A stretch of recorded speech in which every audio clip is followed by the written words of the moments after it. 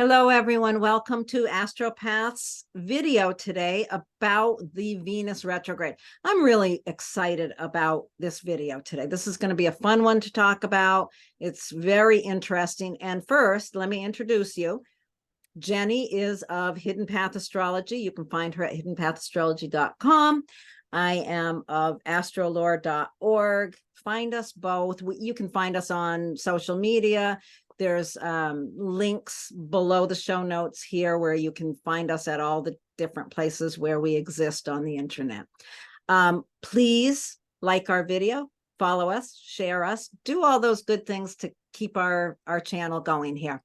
So what we're talking about is the Venus retrograde. Is there anything I've missed here in this little quick introduction? No, that was a beautiful introduction. Well done. Beautiful, beautiful. Okay, Yeah. so Venus retrograde. What are the dates? What do you know about the cycle, Jenny? You want to talk about some of that? Yeah, so let's just start with the most obvious thing here, which Venus stations retrograde on July 22nd.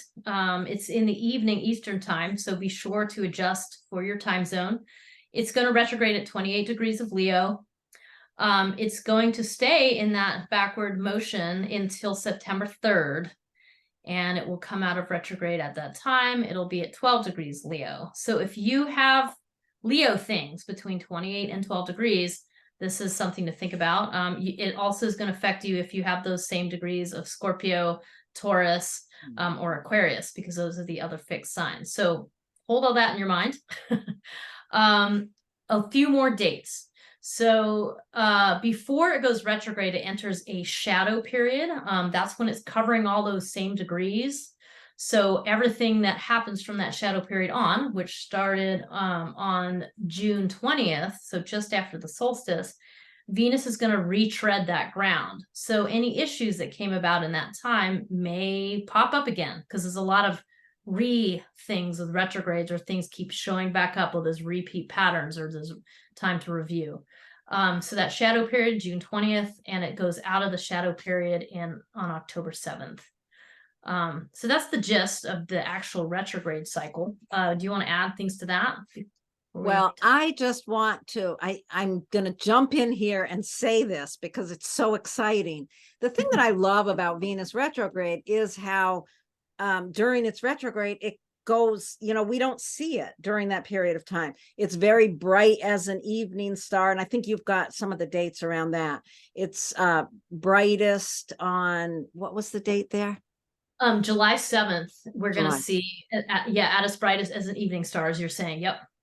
And then it goes underground during the retrograde, and we don't see it at all until it comes up 40 days later, I think, as the morning star. And that whole idea to me is just, it's so beautiful to think of this.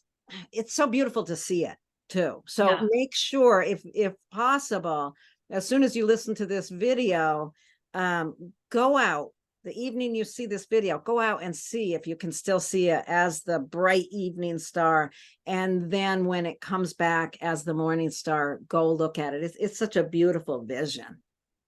Yeah, and essentially what you're seeing when you go up and you see that, and it definitely inspires like wonder and awe when you see it. It's such an amazingly bright planet. It's wonderful. What happens is after that July 7th period, it starts approaching the sun. It gets closer and closer and closer to the sun. And that's why it disappears, because it really just disappears in the heart of the sun, where you just can't see it at all. And it hovers there. It stays there for quite a period of time as it keeps retrograding back. So as you say, it is roughly a 40-day period that it's invisible. And the symbolism is awesome. I mean, the symbolism is like, I always think of Venus. I mean, you see it in the sky, and as I just said, it's this really bright, beautiful star, planet. And then it goes away. And it kind of adds this whole other chapter to Venus. We think of it about as being this beautiful thing, and it's always there, but it hides out. It needs to go down underneath. And in my opinion, this just adds so much depth to the Venus story. And it symbolizes women and values and money in our culture. And it gives you this kind of period to go within and kind of reckon with the underbelly of what Venus might mean in those things. I mean, we kind of live in this like bright, shiny place of it, but it has this much more interesting and deep chapter as well. So yeah, I agree. cool. It's really amazing. Is there anything else about the cycle that you wanted to mention, or should we just talk a little bit more about what Venus really means? The only two other things you might want to think about, just for those of you listening to get some reference points, the last time Venus was retrograde in Leo was in 2015. Yes. I think it was a little bit later. It was more in August. But think back to that August time of 2015 and just let the wheels turn and think about what came up, because this is 8 years later, Venus's return to Leo in retrograde. So think about that. Lori and I had a great conversation ahead of time about this, and we were both like, whoa, there's some really interesting things that brought up for the two of us.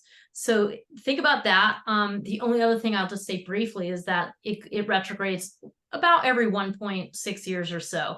So the last time Venus was retrograde was in Capricorn in late 2022. But different sign, different set of implications. But so just keep those two things in mind. Yeah, that's it though. Yeah, 2015 was an interesting year. So think back, what was going on in 2015? And especially when we get into the individual impacts, you can see where the Venus retrograde in your chart is now is the same place it was in 2015. So you're reevaluating those values in that area. So then let's just talk about Venus then, huh? Yeah, that sounds good. Venus is all about our values. In our culture, we think of it more than anything. It's really about love, connection, money, resources, possessions, beauty, aesthetics, women's issues. All of those things are kind of wrapped up in Venus. And let's also say that a lot of people tend to think of Venus as, fluffy clouds, and there's a lot more strength in Venus than we sometimes give it credit for. Yeah, absolutely. Yeah. I mean, I think that the retrograde cycle, it gives Venus the dark phase. So this is the what I think of as like the goddess Kali, or the almost like the death side of Venus. And when I say death, I mean, sometimes it might be actual death, but it's not really that. It's more just the constant allowing of growth in our lives. And in that, there's always things you have to let go of. And there's these little tiny deaths, like when a relationship changes, or when something in your life changes and you need to grieve it a little bit, or maybe you need to grieve it a lot. So it kind of brings up the reality of change. You can't just have something and hold on to it and keep it the same way. That is not the reality of life. So the Venus dark phase really alludes to this idea of like having to go down into retreat and to let go of certain pieces. And it leaves you feeling, it can leave you feeling empty, and hollow and things like that. But those are really important so that you can kind of empty out, and then you fill back up with these different qualities of life. So it really speaks to that deeper cycle. Yeah, I like that you brought that up and talked about it that way, because it is, when we think about love and what we value, love and beauty and possessions, in order for life to go on, they have to change. And in order for change to occur, things have to be reevaluated. And that's really what this period of Venus retrograde is about, reevaluating our personal values. Nice. Bottom line, it's really quite simple. Yeah.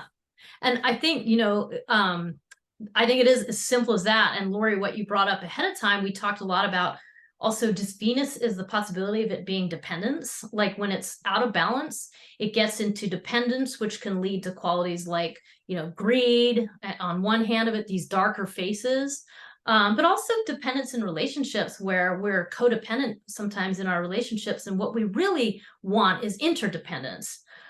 So this is a time to kind of evaluate that. Like, are there places where you're stuck because you're holding on to something in a dependent way, and that there's a need to kind of liberate yourself from some of that? And that's what these periods help. Or you're stuck because you're trying to keep separation. I mean, Exactly. Either one of those can get us stuck. People, it's not talked about as much. I don't know. The whole issue of codependence versus independence, and finding that middle ground of interdependence. We are not separate human beings. We are all connected. And when we try to hold ourselves in this independent position, I don't want to be codependent in that relationship, so I'm going to keep this big separation. Well, that's just as unhealthy as that glomming on of codependency. Both of those extremes are unhealthy. Finding a middle balance, a middle place where you are interdependent on the people that support you. I mean, we can't get through this life without supporting each other. And I think that's a big lesson of Venus. Nice. Yeah, that's awesome. Yeah. I think, I don't know, is there anything else we want to say about Venus before we look at the aspects? Well, let's talk about a little bit before we go on. Let's talk a little bit about Venus specifically in Leo. Yeah, good idea. Okay, because that's, it brings up a very different it brings up very different energies than if Venus was retrograde in Cancer or Virgo or anywhere else. Leo is the sign that is ruled by the sun. It brings in images of royalty and warmth and warmth and generosity. So, in this time of reevaluating our values, what we want to really be looking at is, are we bringing the warmth, the generosity, and the playfulness into our love relationships or into how we experience our resources or how we work with our resources? Are we stingy with our money or are we generous? Are we stingy with love or are we generous? There's really, those issues are really important in Leo. Nice. Yeah. I mean, Leo's such an is, as you're saying, it's such a bright fire sign. So it just brings up so much about, I always just think about the radiance of Leo. So like when you see Leo out of balance, that's when people are getting into an ego state and thinking they're really awesome, and they're actually thinking of themselves as separate from everything else. But when Leo turns up that flame and is really in a balanced, positive space, it's about radiating that generosity out to other people and essentially being the light for a lot of other people, but without being stuck in your ego, and doing it because you're, enraptured, like you're doing the things that you really love to do. There's a joyfulness to it, and that naturally just lights you up, and then that lights up the room, and other people doing that, you end up creating a lot of, I don't know, light force to really shine a light on some issues. And so it's really pretty awesome to have this Leo signification from Venus right now. Yeah, reevaluating how you use warmth and love, how you bring those things to your life. Yeah. And radiate those things outward from your life as well. Yeah, and I think a good practice for this time, at least I know one that will help me, is just to do a gratitude practice, just to remind yourself of all the little itty bitty things and the big things every day that help you find that joy. I mean, whether it's, hanging out with your cat for a minute, or just meeting a stranger in the street, or these little tiny moments that we miss if you're not specifically paying attention, because that can really help you go, wait a minute, that can help you reevaluate a lot of your things. I think that's great to think about during this time while Venus is retrograde, a practice that would help support your growth in that area. Gratitude practice is a great one. You could also take on a generosity practice. How could you every day for that retrograde somehow show your generosity to someone else? Or a playfulness practice, really weaving some manner of play within your days. I think those kind of bringing those kind of things into a practice during this time would be very helpful. Yeah, I think, that's great. Because this is a time to dig into what I think of more as like these deeper practices to help you. Like these retrograde cycles are so often in my mind about like, go ahead and take that retreat, like whether it's a big long retreat or 5 minutes with your eyes closed to reground and recenter. I mean, those are, you know, just really, really simple things. But if you take that, it does add a little more of a kind of spiritual or ceremonial focus to it. But man, those things are so helpful. I mean, they might sound kind of fluffy and woo-woo, but I challenge you to try these things, because if you're not, they're pretty powerful. And then you're like, oh, now I'm one of those people talking about woo-woo fluffy shit. But but they actually are really practical. And Lori and I get really worked up about practicality. We want this to be practical. And these are just really practical little things. Yeah. And Yeah. I suggest a playfulness practice. Yeah. That's what I think. That's what I'm going to go for, as a playfulness practice.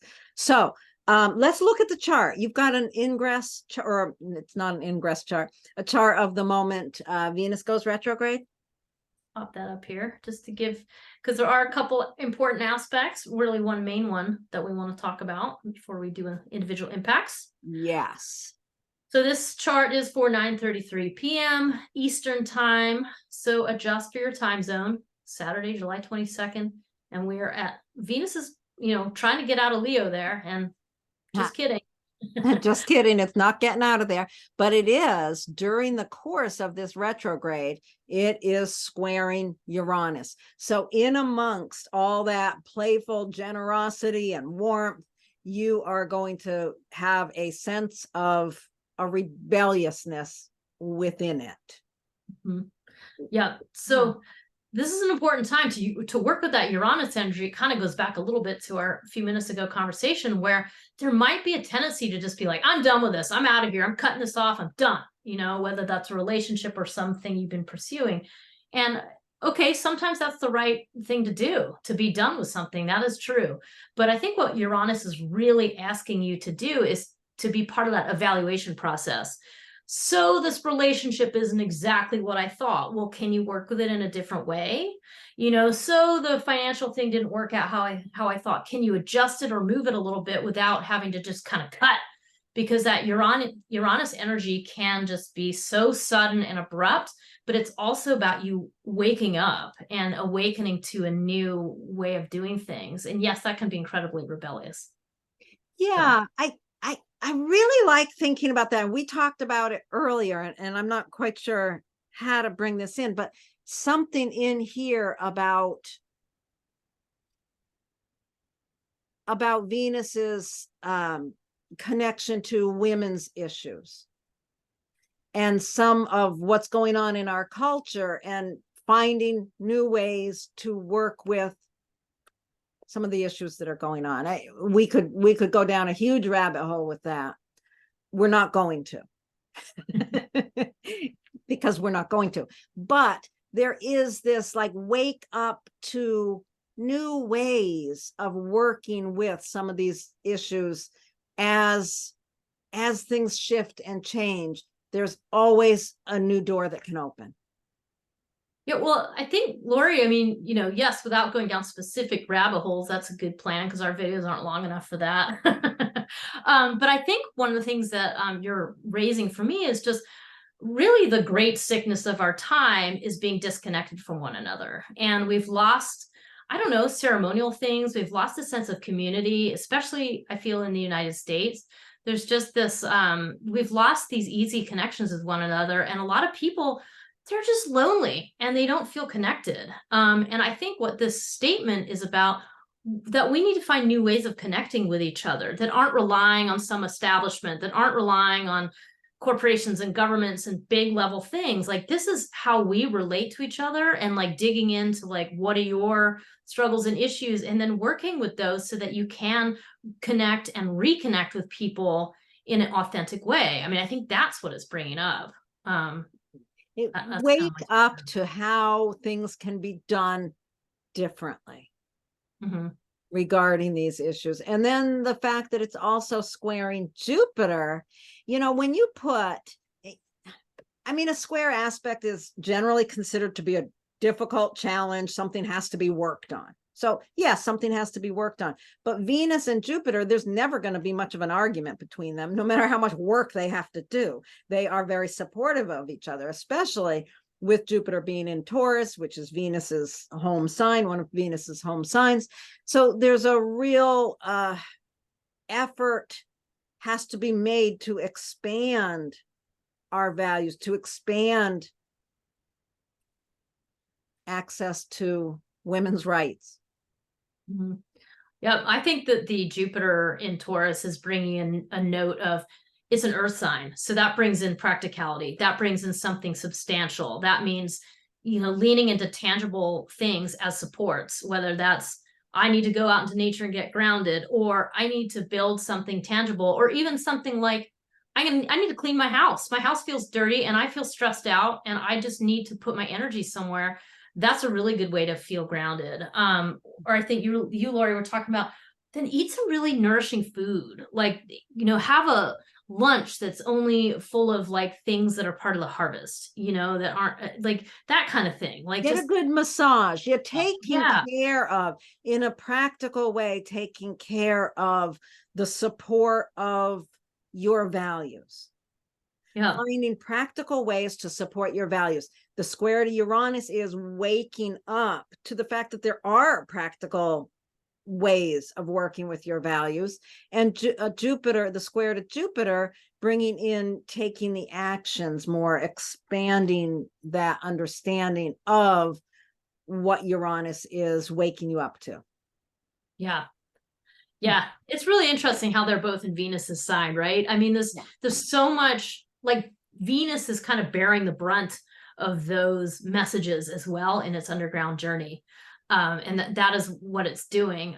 Yet there's also that two-way street of, as we're saying, that Taurus can help support. Like, you got to find that sense of stability and inner ground within yourself while you're doing these expansive Leo things. It's kind of like Leo's so exuberant and like broad and just like out there that it's like, okay, hold on, get your feet back on the ground. Is going to be something that's going to be helpful through the Venus retrograde period.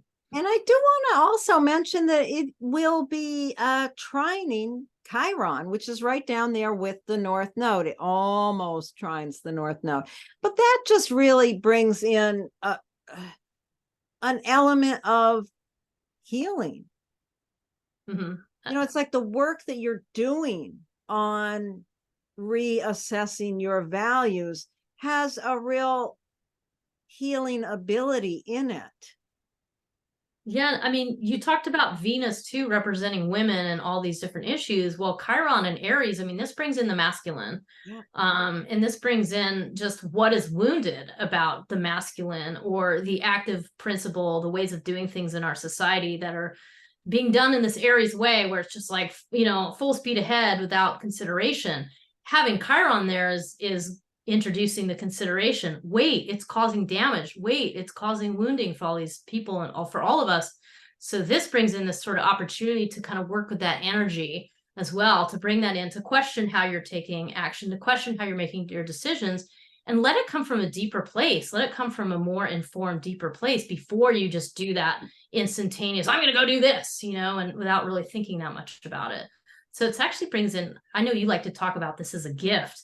Yes, a gift of what does it mean to heal that type of energy alongside these other pieces. I mean, it's all part of the same puzzle.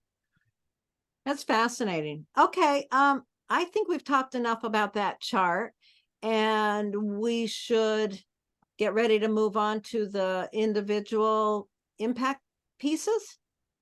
I think that sounds great. I just want to add one tiny thing, which is that you notice in this chart, the sun is the very, very, very, very, very last possible instant of Cancer. So 18 minutes later, the sun goes into Leo, kind of joining that Leo moment. I just think it brings an interesting, like, don't forget about your self-care. And then it goes into Leo. Right.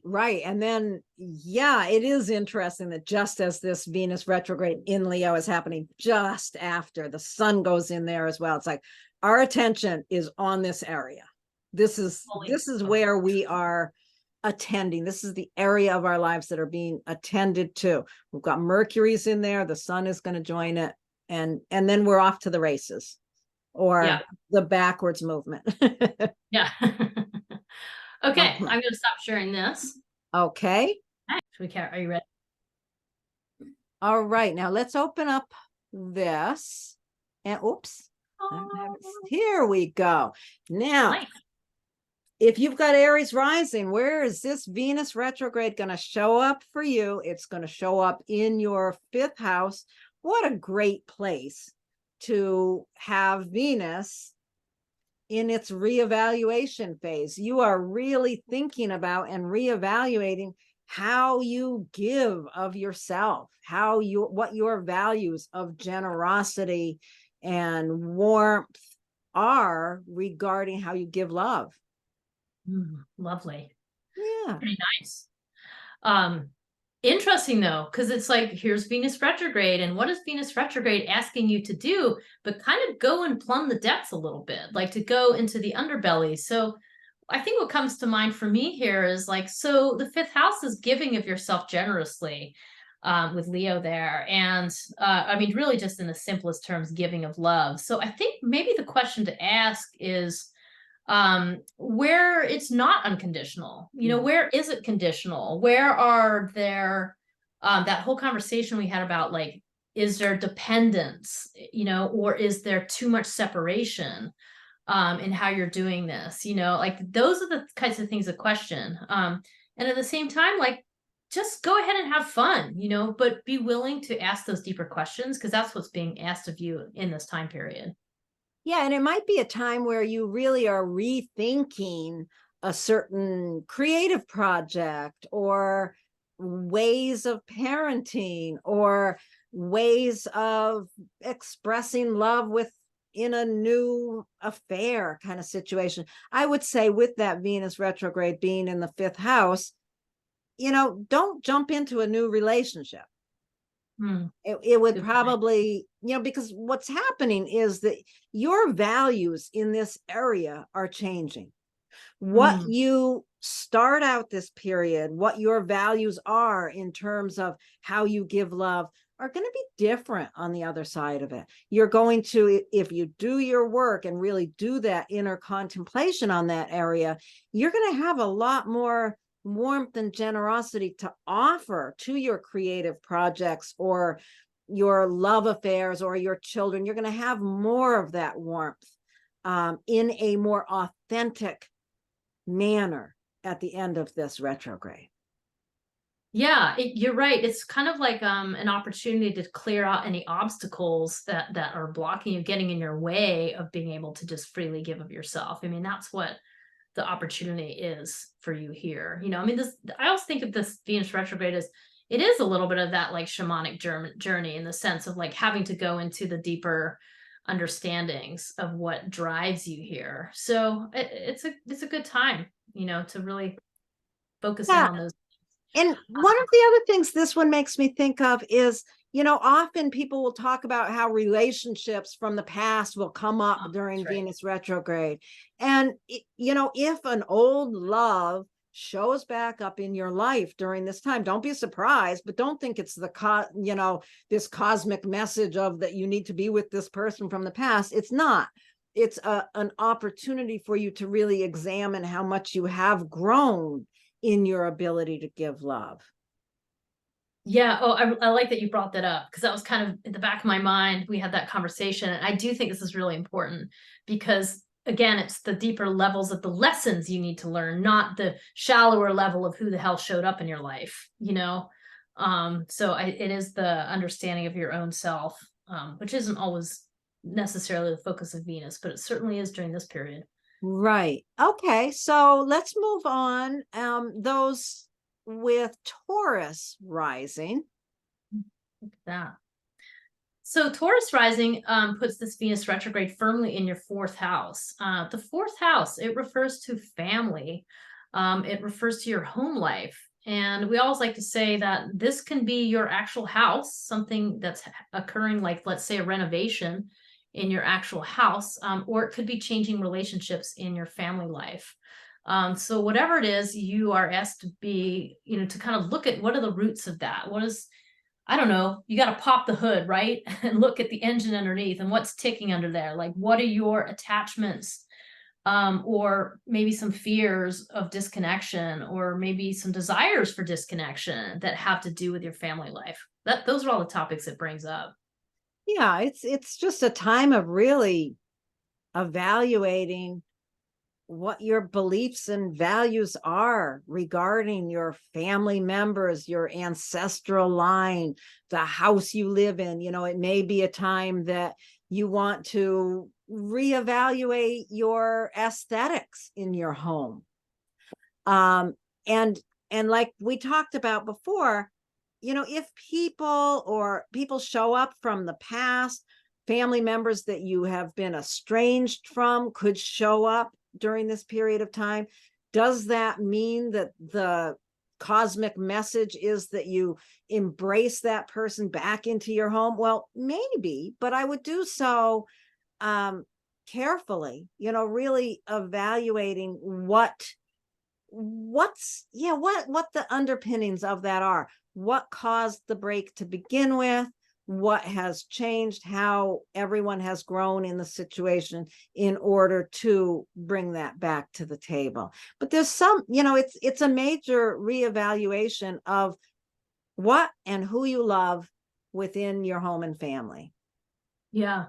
Like one example I was thinking of is, I have a friend whose kids are going off to college, and this is the summer of that happening, of the younger one moving out. So this is a really interesting time of like, so now your home is completely different. So this gives you a chance to be playful about that. It might be with some grief, some sadness, some things that you have to let go.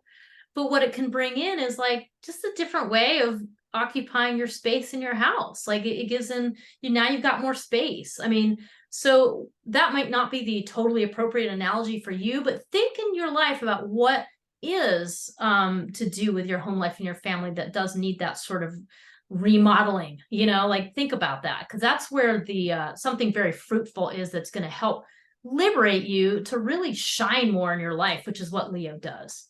Right. What do you need to shift and change within your home and family in order to bring more playfulness there? When you said that about the kids going off to college, to me, what came to mind is, well, now you can make love on the living room floor. You can be more playful within the scope of your entire home than you could in the past. So, really using these opportunities, these shifts and changes to allow you to bring more playfulness, more generosity and love into that area of your life. Nice. That's good. All right. So let's go on to those of you with Gemini rising. And this brings the Leo retrograde is in your third house. This is going to be a time of reevaluating your communications specifically, or well, the third house is also about siblings, your day-to-day environment, siblings, neighbors, people that are in that close to home. The third house is close to the fourth house. It's that close to home environment and relationships and communication. So it's in that realm that you're reevaluating your values. Perhaps there's a person from the past that shows back up in order to help you reevaluate that. Maybe a sibling that you've been estranged from. So consider what needs to be released in order to bring more generosity, more playfulness into those relationships and your communications. I think I kind of worded out there a bit.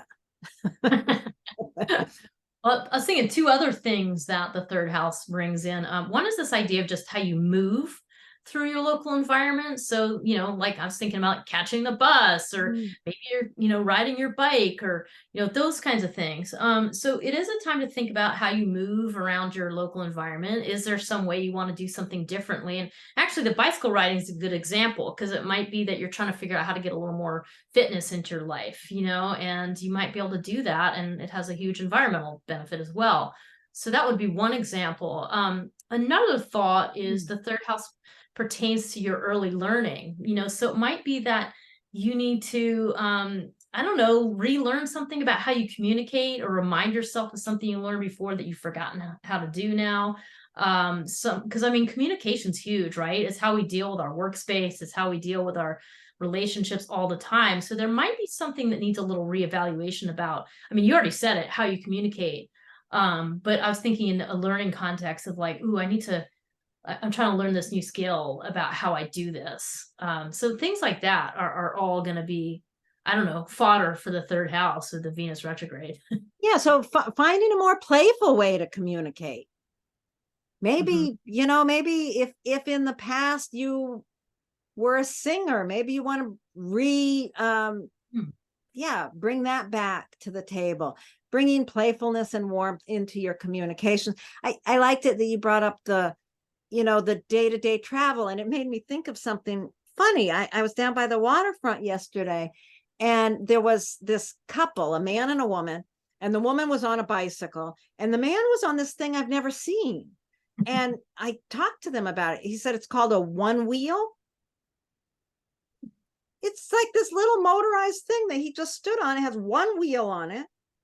And it's something that, you plug in, you charge. It has like 18 miles on a charge.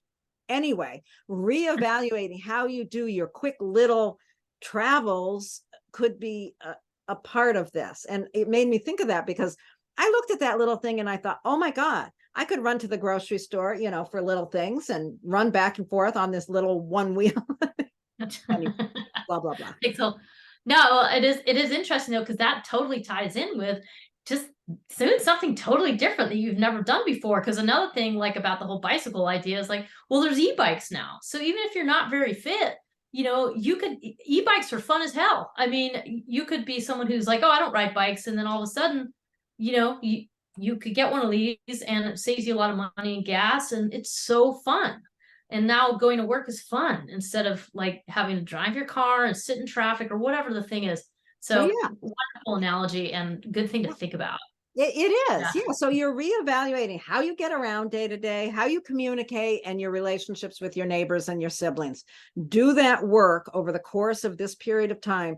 And on the other side of it, you'll be having a lot more fun in this area. I mean, that's really bottom line. I think this Venus retrograde is teaching us to get underneath whatever it is in that area, whatever our values are, maybe have gotten a little stale over the years, and it's time to reinvigorate it with some new understanding of what's under the surface.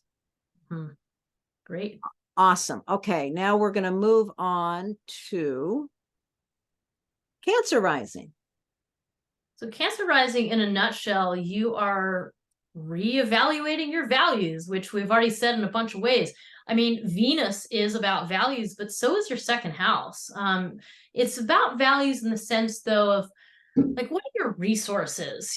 How do you earn a living? I mean, those are second house issues, like cash flow, and also, of course, underneath that, there's the whole self-worth issue. Like, what are some things that you need to evaluate? I mean, the way that we operate with money is often based on how we feel about ourselves. Like, if we feel insecure, for example, you might be really grabby with money and try to like hoard money and get more because you're insecure. On the other hand, you might think that you're not deserving of any sort of financial reward for something. That would be another rendition of that. So those are kind of some of the things you want to look at. Really want to just take a moment here and, I don't know, investigate your relationship with money and your value system and what resources you have. Because you might be really surprised to find resources you didn't even expect when you stop and really think about it and kind of dig into the Venus retrograde here. I think it's really interesting. You brought up the issue of insecurity, and it's one of the secret struggles of Leo is insecurity. You think about, when people think about Leo, they think of, arrogance and loud and brash. But underneath that, I remember the very first astrologer I ever talked to me about that, about Leo. A lot of that arrogance is the covering up of insecurity, and that of all the signs, Leo is got a lot of insecurity to manage. And so, yeah, I think that's an important thing to think about wherever Venus is retrograde, to look at what is our insecurity in this area and reevaluating how we utilize that area. How, with Cancer rising, how much playfulness are you bringing to the table when you spend money? Are you allowing yourself to be generous with your resources? Are you allowing yourself to have fun with them?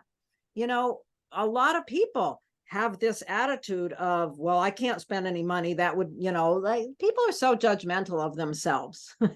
And, you know, if you've got Leo there in that second house, I would encourage you to really look at, you know, maybe a practice of generosity, a practice of, yeah, how do you allow yourself to enjoy the resources you do have, whether they're a lot or a little? Yeah, I think that touches on, I mean, in a lot of ways, I think the second house is a fairly, it's a pretty important house. I mean, the ancient astrologers considered this sort of one of the bad houses, you know? And I think that's because there's a lot of kind of intense work that needs to happen here, especially in our society, especially being female in the society and anything that, and others. I mean, there's all these issues you could bring into it, but it's very easy to have self-worth issues. They're all over the place. They're ubiquitous. I mean, people have them right and left, you know, and I see it a lot. And so this is a really good time for Cancer Rising, especially to really look at that and to think about creating a more valuable connection with yourself, you know, having a relationship to self. So sometimes you kind of have to step outside of yourself a little bit and be like, what would my best friend need right now? Like a hot bath, a cup of tea, you know, walk by the river. So think about that. If you can think in those terms. And that is a good use of the Venus retrograde cycles to really get into the depth of what you can let go of, like what toxic attitudes towards yourself you can let go of in order to fill up with something much more generous and playful and warm. And as you do that, you're just going to be much more available to do that for other people. And I think that's what this retrograde period in August essentially is an opportunity for you to do. And understanding that, you know, your generosity with your resources is going to feed your self-worth. You're going to learn a lot about that, you know, from the beginning to the end of this period. On the other side of this Venus retrograde, if you do the work that you need to do, you'll come away with a lot more pleasure in that area, just enjoying more pleasure and authenticity for yourself in that area. Okay. Yeah. So Nice. let's move on to those of you with Leo rising, and that puts the Venus retrograde front and center. This is you. This is about how you value yourself and your self-expression. Pretty simple, isn't it? You know, Yeah. with Leo rising, that warmth and generosity, you wear that right on your sleeve. So you want to really think about that and spend this time learning to understand how other people do see you, how other people do experience your expressed personality. And, you know, really getting clear about the generosity that you bring to wherever you go. Yeah. I mean, Leo rising is an interesting one because I always think with the ascendant sign, there's two layers, and probably more, but let's just go with the two. The most superficial layer is the self-image. So you walk in the room and people, typically with Leo rising, are going to be like, whoa, who's that who just walked in the room? You know, they see you with Leo rising walk in, it's like, whoa, it's like the sun just came into the room. You know, and so I think that, and you might be a person that totally identifies with that and can own that, or you might be someone who feels like, I don't know, people project a lot onto you and like expect you to be this big Leo personality, and maybe you're an introvert, you know, so there's something about the self-image. So look at whatever story might be true for you there and use this time to work with that. The deeper level is just about the life direction, your entire life direction being guided by that Leo ability to radiate warmth and generosity out. And so that's what you're moving towards. That's what guides your ship, you know, through the waters of your life. So a very potent time to think about that, to work with that idea and feel like, are you in alignment with your overall life direction? Is there something that you can clear so that you can be more in alignment?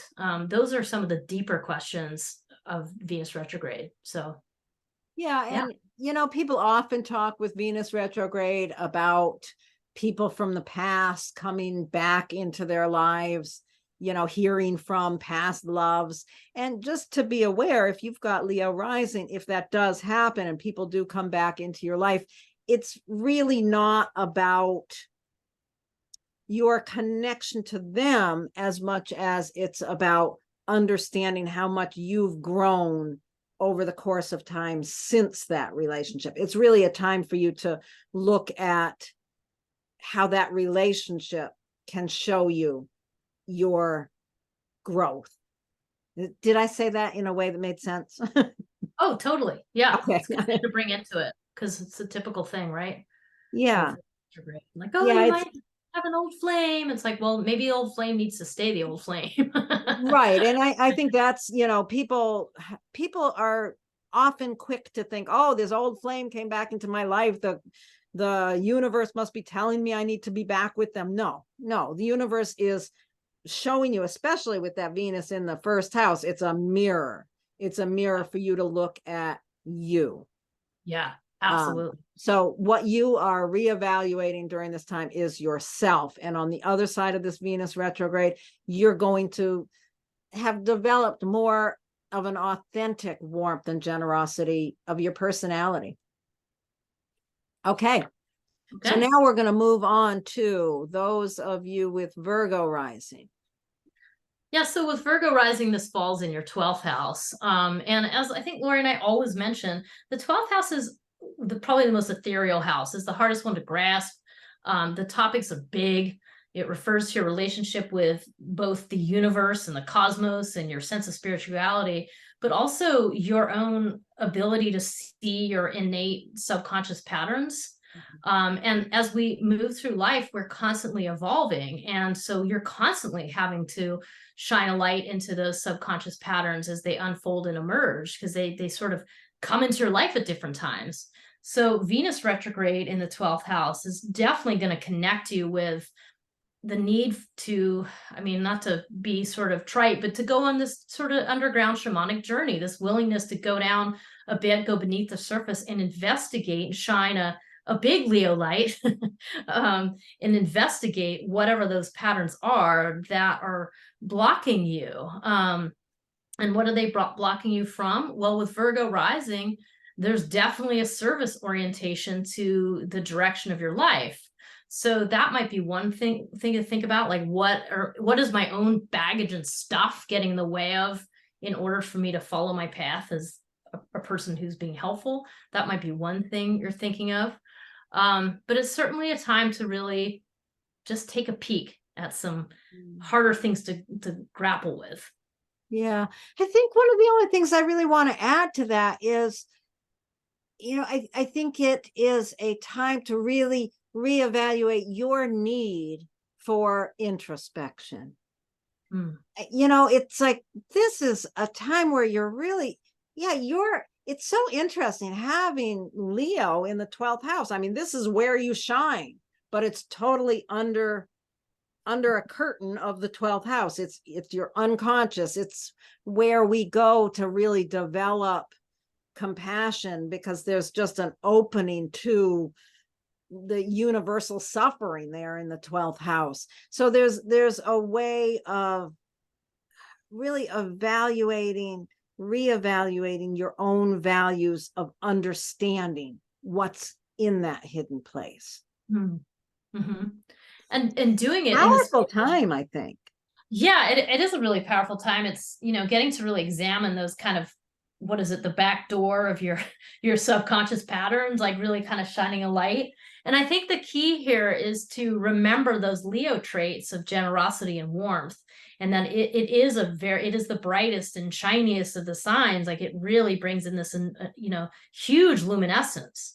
So you're getting to kind of shine that healing light into some deeper recesses that aren't used to that kind of light. So yes, it is a powerful, powerful time. It could be very helpful, very healing for you to really embrace this time period. And I'm going to guess it might be a time where you're going to spend quite a bit of time alone, like, which might be counterintuitive for August. So if that's the case, embrace it. If it's not the case, maybe you carve some time out, more proactively. Depends what you need. But yeah, and the other thing I want to bring up again is we often hear when Venus is retrograde that past loves or past flames come back into your life. And I think with Venus in the 12th house, if that should happen, if someone from your past, someone that was, you know, very important to you in the past, shows back up in your life, first of all, don't make any assumption that it's because the universe wants you to be with this person. You want to really think of it as this person is showing back up in your life to show you something about your unconscious patterns. It is, they are just holding up a mirror. And for you in the 12th house, it's a mirror of what's going on some very deep hidden level. It doesn't have anything really to do with that person. yeah. Okay. Isn't that the truth? All right. So let's move on to those of you with Libra rising. And this puts the Venus retrograde into your 11th house. So for you, this is really a time of evaluating your how you receive love from community, how you receive support from not necessarily your friends, certainly not family, but the 11th house is really like-minded people who support you to what's important to you. So if you've got goals and desires for your life, think about the people that support you in that direction. And that's pretty much what the community of the 11th house refers to. So with Venus retrograde in that area, you're going to be really reevaluating what your community means to you. If you are a part of a particular community, you're going to be reevaluating how that works for you. Do you receive from that community what you need? How much warmth and generosity do you bring to that area? And do you have it coming back to you? Because the 11th house is how you receive. So that's a lot of what the evaluation is going to be for you. Yeah, I just keep thinking there's a simplicity to this one in a way. It's sort of like, you know, who supports you? I mean, the most bottom line is who supports you. And then the retrograde's taking you into some deeper places. Well, who are you? What do you need? What are your expectations, or what are your real needs around how people support you and offer unconditional love in the community? And so I do think, again, with that Venus retrograde, it's like this idea of, it implies like Venus going underground, and it actually, the whole myth is about going into the literal underworld, which is essentially dying your death. And so what that symbolizes is the idea that you might have to let go of something. You might have to let go. You might have thought your community was one set of people, and you're discovering that that's not really what you need. As you're on this discovery process for yourself, you're kind of going, wait a minute, I don't know if that's what I need. And so there's an idea of, you might have to let go of some pieces of what you thought was your community in order to make room for the people that really might be available to support you, that really do see you and support you on a different level. I mean, as you go through changes in life, like, you need different things. So for me, it really brings in that, just having to get at, like, how am I being supported? Who supports me? And working with that question. Absolutely. Yeah. Yeah. That's a really good way to think about it. If you're thinking about Venus going into the heart of the sun, where we don't see it for that length of time, and then coming out renewed. So it's during that period of time, you're really learning what is the truth of my community, and what is the truth about what I need in my community. On the other side of this, you're going to understand, you're going to have an answer to that question. And you're going to, be ready to receive on a deeper level. Yeah, and I think this placement might be a really good one for that idea of the gratitude practice, because that, as you do that, it'll help you identify like what are the things that really do support you. Because I mean, when you do that gratitude practice of just simply maybe jotting down at the end of your day, like 3 to 5 things that were awesome, even if you had the shittiest day, I guarantee you will find something about that day that happened that, and so as you do that, it helps you clarify. So might be useful for this one. Everything went to shit today, but I had a very good peanut butter sandwich at lunchtime. You got it. It really works. I mean, it's funny, but it really does work. So Yeah. anyway, just a thought. Yep, Best of luck. absolutely. No, I think that's really good. And yeah, with Leo, I think a gratitude practice, a generosity practice, a playfulness practice. These are all really good ideas to really get us to see what is below the issues that we deal with. That's interesting. Okay. Anything else about that one?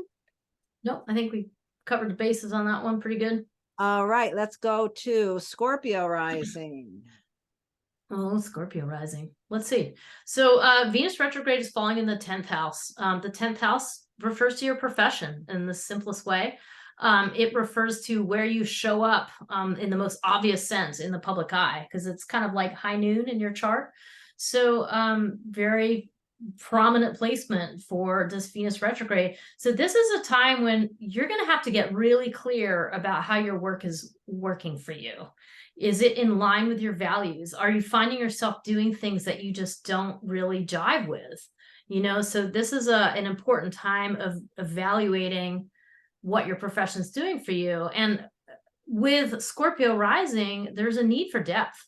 I mean, there's a need for meaningfulness and depth. And so there's going to be some questions that rise up. And that's why I put it that way. Like, how is your profession serving you? I mean, in the sense, is it aligned with your value system? And a big clue is if you're not having any fun at work, if there's really nothing that is fun for you at work. So now is the time to kind of reevaluate that and see if you can, whatever your situation is, see if you can reconnect a little bit more with a sense of joy or playfulness in the work environment, even if you need to make a giant change. So that's your first step, is can you do that? So that's what this brings in. If you're somebody who's like, no, I'm really good with my profession, maybe it's a time to thinking about how you can shine even a little more light through that lens. That's a possibility. What do you think? Well, I think it's just it's a reevaluation of who you are in the public eye. It's a time to get really clear. It's so interesting when we think about Venus getting close to the sun and kind of going into this dark space for this 40 days and then coming back out. During that period of time, the transformation that occurs. And for you with Scorpio rising, that transformation is in your 10th house. So you want to think about, what do I need to do in the course of this time to bring more playful generosity into my career? And as you've brought up a few times here, Jenny, the whole idea of a gratitude practice. Think about where your gratitude is regarding your vocation, your career, how you show up in the world, or on the other hand, playfulness or a generosity practice as well. Any of those things are going to kind of get you to look at what it is you receive here. And is it, wherever Leo is in our charts is where we shine the brightest. It's where we are the most authentic to who we are. So how authentic is your career to you? And, I'm sort of saying the same things you said in slightly different words. But it is a time where you're on the other side of this Venus retrograde. If you do the work, you will have more fun, more pleasure, more joy in that area. Yeah, and certainly with the Venus retrograde, that the work of which you speak is the work of letting go, which really is, I don't know, those uncomfortable things that you're just like, and just working with those and letting them kind of die a little mini death. Because the more that you can sort of shed, the more you can fill up with the ability to shine the light out, to radiate it out. So that's what you're trying to do, is a clearing process. That's why Venus retrograde is a cycle. I mean, it's this thing that happens over a period of time. So there's kind of this descent and then reascent, which is like a little mini rebirth, as you've been saying, Lori. I mean, it's an important time, and especially in your workplace, because it's just such a place where you're in the public, that you're dealing with the public, and it's an important part of all of our lives.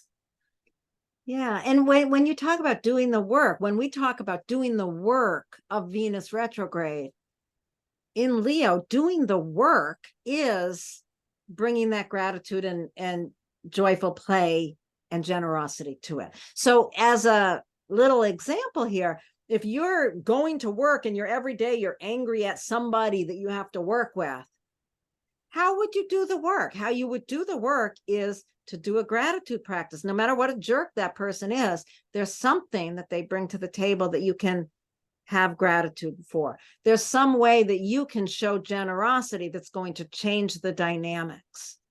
So if you're struggling in your career in some way, find a way to bring generosity to the problem or gratitude to the problem, and that will change the problem. Mm-hmm. Yeah, great. Okay. So let's move on to those of you with Sagittarius rising. This brings the Leo retrograde into your 9th house. Okay, the 9th house is where we expand our understanding of the bigger world. It's the house of education, travel, cultural understanding. So you're really reevaluating your worldview. You know, if every time you think about your worldview, you are in a place of struggle, you need to do some work. You need to reevaluate, because this is where Leo is in your chart. Wherever Leo is where you need to be able to be your most authentic self. So how are we going to work on that area, Jenny? Well, I was also thinking too, like, there is a real creative component to this. Leo, there's a lot of creativity with Leo. So, I mean, I think there's something about that. And the 9th house is about experiences. So this is sort of like seeking out creative experiences that by definition are going to allow you to expand your worldview. This isn't, sitting on your sofa, picturing how you can expand your worldview. This is actually going out and doing it by talking to different people, by, as you mentioned, like the possibility of travel. Or it could even be a trip to the library and, seeking out books written, I mean, so you can sit on the couch a little bit, but just the idea of like that you're going to interact with somebody else's point of view that you're not accustomed to. And that, I think, is the important piece to it. If you're always reading the same things or always talking to the same people, your worldview is not going to expand. So there's something about that, like maybe having to look at, we've talked a little bit about Venus as being the struggle with dependence, or vice versa, the struggle with separating too quickly. So what you really want to do here is find the sweet spot of like working with that, working with other people's viewpoints that you don't necessarily agree with very easily, and then get to the bottom of like, why do I think that?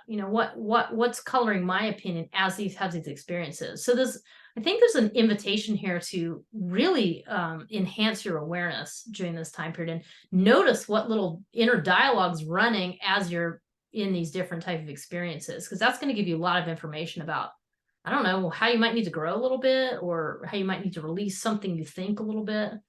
Yeah, I think that's really important. I think the reevaluation is definitely, like you said, it's around evaluating your own personal growth in your worldview. Worldview is not a solid thing. We don't have a worldview that never changes. If you do, you've got a problem here.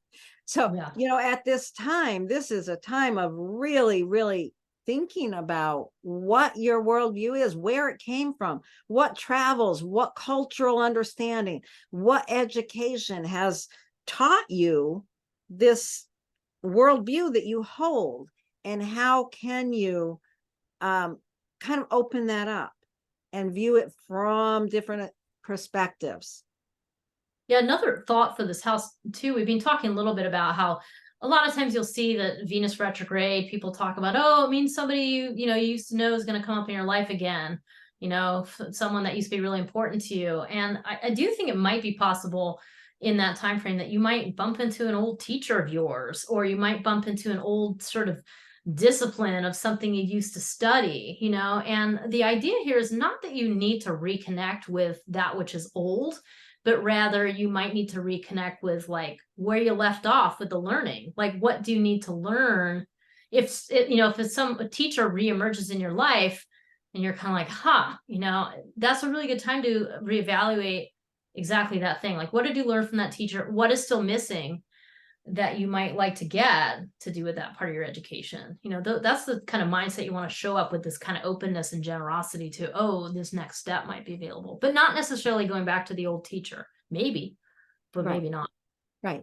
Yeah, there's some reflection, when somebody does come up into our lives during Venus retrograde from the past, there's always something for them to teach us, or some reminder of an old teaching, or Yeah. a reminder of who we were at that time and how much we've grown since then. There's something about our values and our beliefs that is being reignited by that person's kind of bubbling back into our lives. Yeah. Okay, let's move on to those of you with Capricorn Rising. Mm-hmm. Capricorn Rising brings this Venus retrograde into your 8th house. The 8th house is one of those 3 very mysterious houses that aren't always the easiest to explain.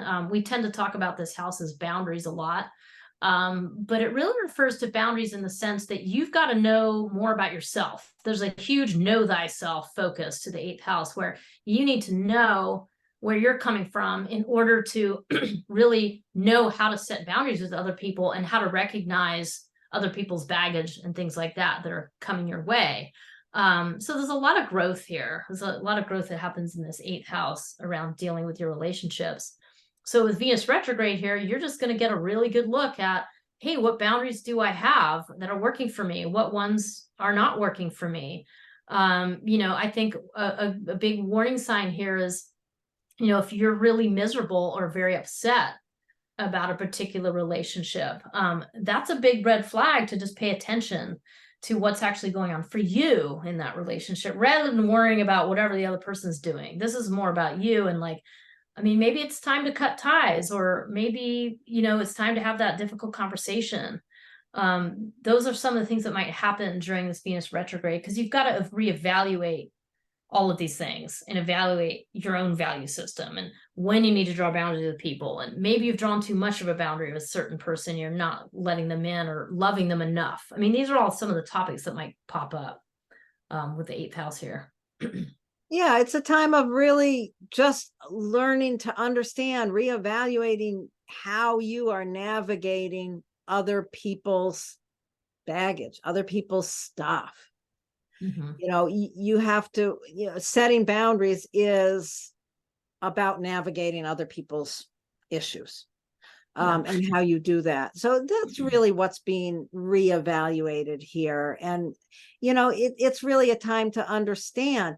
It's interesting with Leo in the 8th house, wherever Leo is where we are able to be most authentic in our lives, with the sun ruling that house. So, with Leo on that line, how you navigate other people's stuff is a very important area for you to bring warmth and understanding to other people's stuff. So it's interesting thinking about how Venus retrograde often brings other people into our lives.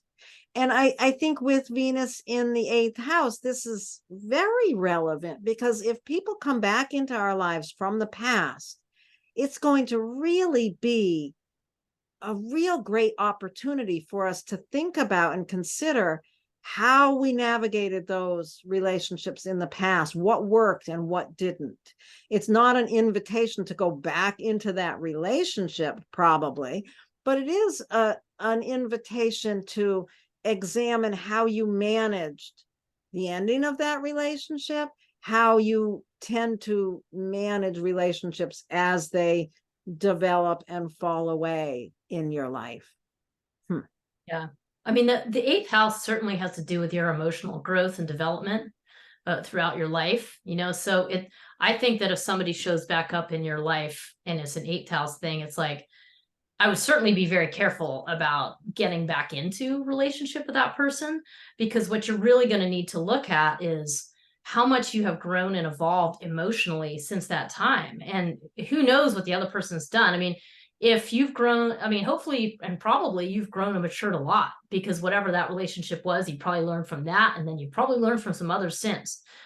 So if you were going to be thinking about getting back into a relationship with somebody, you want to have a real understanding of like, what type of work had they done, you know, and like, what's your gut feeling? Do you feel like they can meet you? You know, these are the questions. I mean, eighth house is such a somewhat elusive house, because there's always going to be some unconsciousness to it.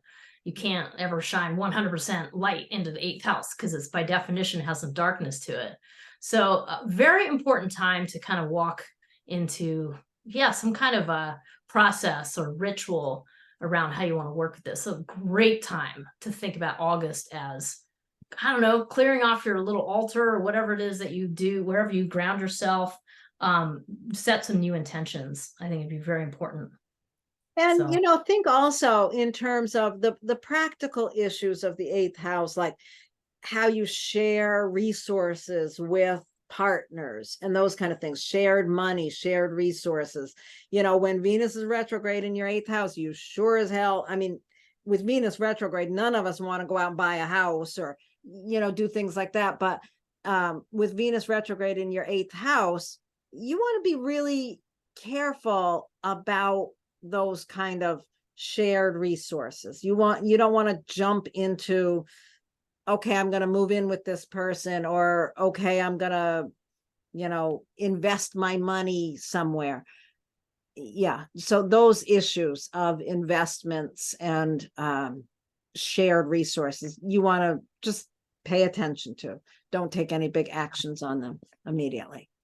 So yeah, you're reminding me, Lori, that it's an important time to think about contracts, because the eighth house definitely has to do with contracts, because it's the next level of, like, let's say a business relationship where you're getting into legal and contract issues. So I would think it'd be probably important to I'd probably ideally not to sign any contracts in this time period, unless you feel very confident that you've done the work and be willing to accept the consequences of it, that it might not work as you intended. But it definitely brings in that issues of contracts. So thanks for bringing that part up about the business stuff. So watch out for that. Yeah. Interesting. Okay, so let's move on to those of you with Aquarius rising. The Venus retrograde is happening in your seventh house of intimate and equal partnerships. That can be your spouse, your romantic partners, your business partners, any one-on-one significant relationships. So this is really a time where you might bump into some challenges in your relationships, because what you are doing is reevaluating what your values are in that area.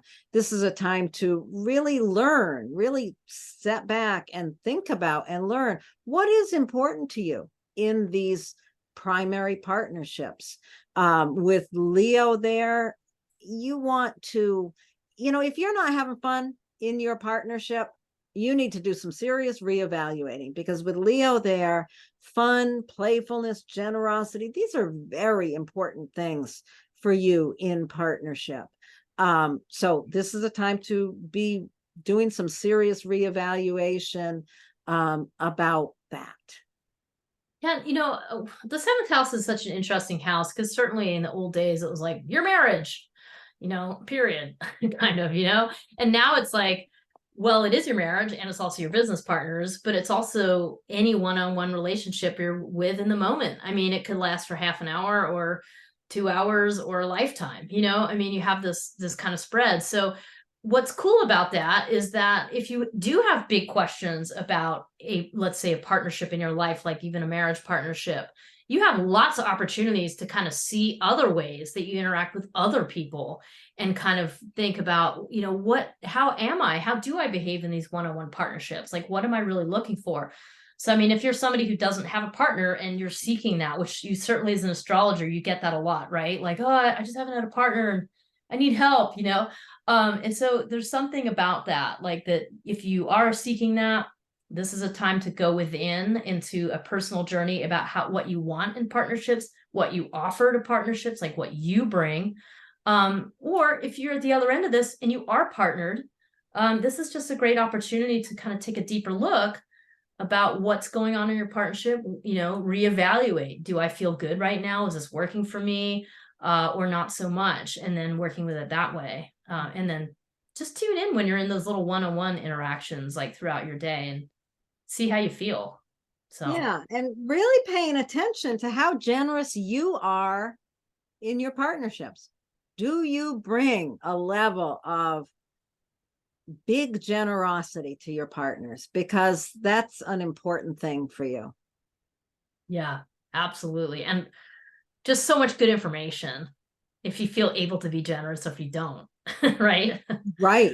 Right. Yeah. If you're in a relationship and you've got Aquarius rising and you do not feel generous toward your partner, that's something to really look at. You know, it's an interesting combination, that detachment of personality with Aquarius there and the warmth of Leo in the partnership. It's such an interesting polarity there between those two. The other thing, you know, that's often talked about with Venus retrograde is that old partners, old loves, old, you know, people from the past that have been important to you in the past often come back. You know, you get a call from an old flame. You know, you want to be really clear that this is for the purpose of your learning about your future and ongoing relationships. It's not a call to going back to that old relationship, probably. I mean, there might be instances where that's appropriate, but for the most part, this is really just a way for you to see how far you've grown, how much you've grown. And that's part of the evaluation, the reevaluation during this time. Nice. All right. Okay, let's move on to Pisces rising. So Pisces rising, this Venus retrograde is going to fall in your sixth house of routines, habits. I don't know, the sort of the trappings and nuts and bolts of your work life. So the sixth house is a lot about your health potentially. It's a lot about how you care for your health, the preventative things you do, your exercise and how you eat, those kinds of things. So in a nutshell, you're just being asked to reevaluate these habits. You know, what are you doing that is serving you? What are you doing that's not serving you? It's easy for your habits to kind of, well, they're habits. So you become kind of mindless about them at times. So this is a wonderful opportunity to bring your full present awareness to your habits and take a look. And just kind of ask yourself, and you're shining a light. So it's kind of like, because it's Leo, right? But so you can really see like, where are the holes in your habits where you might have problems with your health? Like, where could you step it up a little bit? Or where are things that you're overdoing? You know, maybe you're overdoing exercise. You know, maybe you push yourself too hard. I mean, these are going to be the questions you want to ask yourself. And you do want to take it seriously with the Venus retrograde, but you also want to think about the Leo qualities, which are what brings you joy? Like, where can you find joy and warmth and playfulness in your routines? It's kind of an oxymoron, right? You're like, well, my routines are, if you're like, my routines are boring, this is a wonderful time to try to find something more fun to do that supports your health. Very important.